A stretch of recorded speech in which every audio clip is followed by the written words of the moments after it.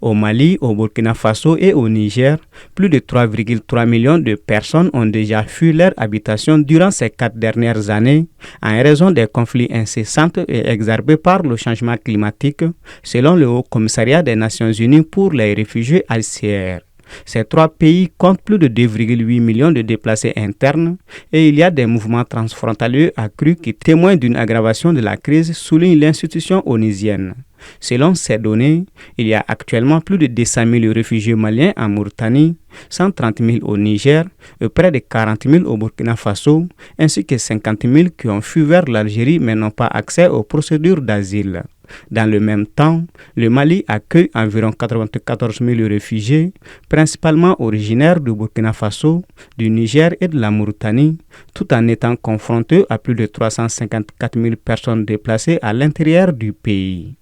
Profondément préoccupé par cette crise humanitaire galopante dans le Sahel, le HCR a appelé vendredi à une action internationale immédiate pour empêcher de nouveaux déplacements forcés de civils dans la région, selon lui otage depuis 4 ans d'une spirale de violence djihadiste et où la crise humanitaire empire.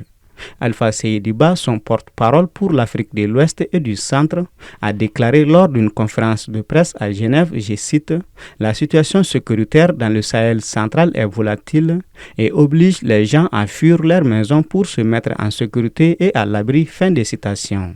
Il souligne que les femmes et les enfants étaient particulièrement vulnérables à des tentatives d'exploitation, d'abus et de trafic.